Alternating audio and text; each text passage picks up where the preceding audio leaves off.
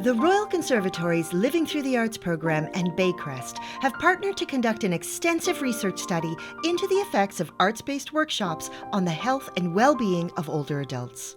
With the support of the Ontario Trillium Foundation, this study has participants divided into one of three groups: storytelling, creative writing, NIA, creative movement, or a control group. This exciting partnership and study is part of a huge new wave of interest in the field of arts and healthcare.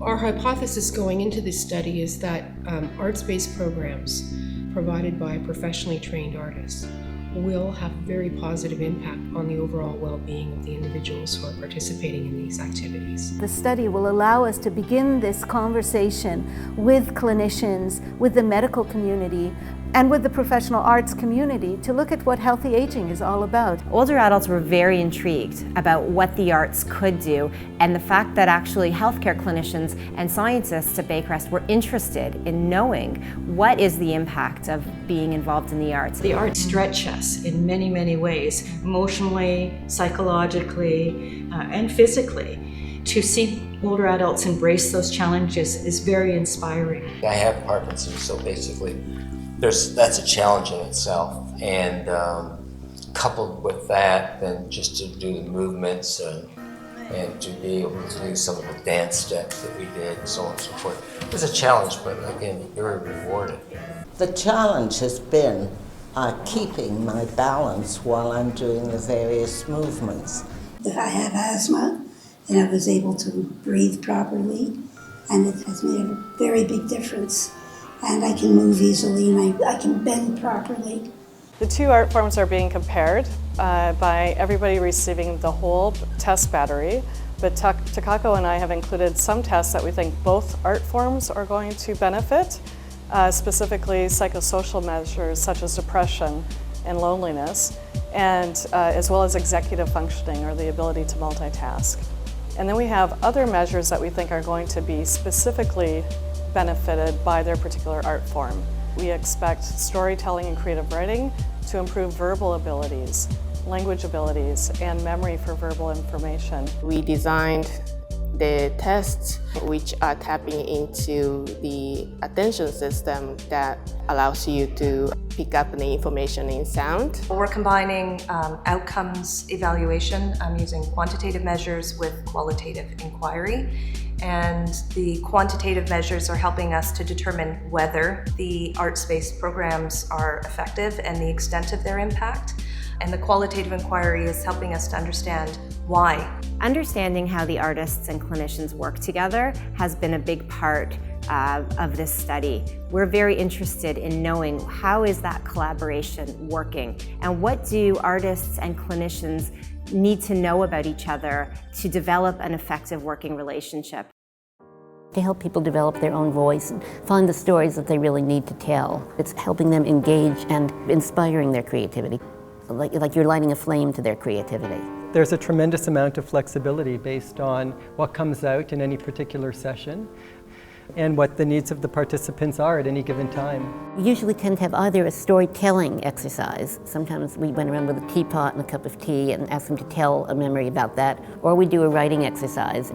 So I'd like you to write for about a few minutes, just write 2 or 3 sentences about apples, and then we're going to make a group poem on the board here. We spend a fair bit of time sharing what it is the participants have written. Some were slightly bruised, but all tasted delicious to sweet, deprived children. Sharing both happy memories, joyful memories, but also sharing the more difficult memories, wartime memories, the sadder moments of life. Tears are part of the whole experience that we're dealing with.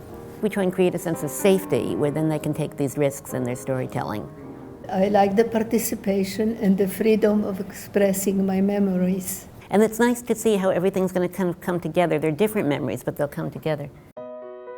Concepts related to feeling pleasurable and comfortable in the body, using breath, using sound, an introduction of a theme, and then the theme is used to create another movement activity. Jen's use of imagery is amazing. If your skin was like a mouth, your skin might be yawning. Looking at specific body parts and how those can be used creatively. One of the things that I found is that I could do things that I didn't realize I could do. I didn't think that I could move that easily. I can become theatrical too. There were times, as there were today, where some of the participants were singing, and with that singing came a little bit of reminiscing. A few of the members wanted to interact together in the movement, and it just sort of evolved organically by grabbing each other's arms, and it was a moment that just there was such enjoyment and laughter and just pure engagement. We all know that artistic activities are important in our life, and that makes our life richer. We have now means to measure that benefit in a very concrete and quantified ways. And we're always looking for ways to maintain the brain health of older adults. And if we can show that art interventions are one good way of doing that, that would be fantastic. We, for some time, have known that there are great benefits to arts involvement for older adults, but we have yet to understand in a more clear scientific way what those benefits are. As we want to see arts become an intervention that is understood and incorporated in the same way as other health sciences interventions, we need to hold it to the same standard in terms of its research. Health is much more than just the absence of disease. It is bringing them into experiences. It is including them into a community. I think this is all part of a bigger picture, the shift of what we think healthcare is about, what we think knowledge is about. There's an emphasis on more holistic approaches to human experience. We know that the arts has an aesthetic dimension that's very emotive and highly engaging. Older adults who engage in arts-based programs are able to focus on their strengths and not their deficits. They're able to experience control and empowerment.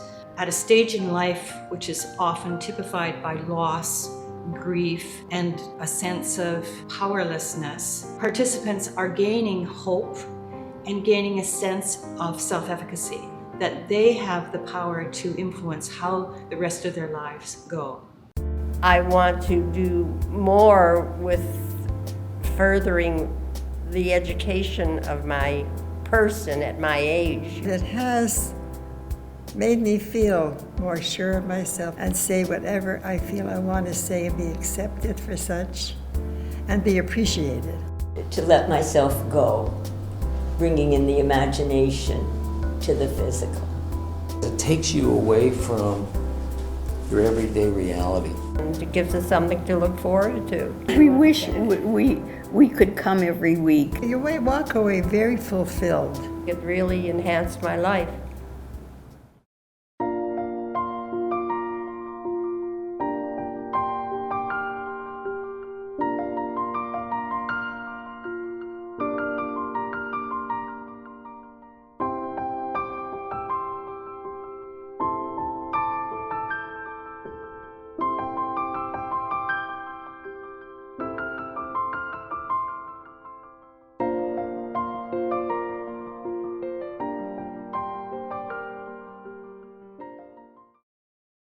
Tell me you got that okay.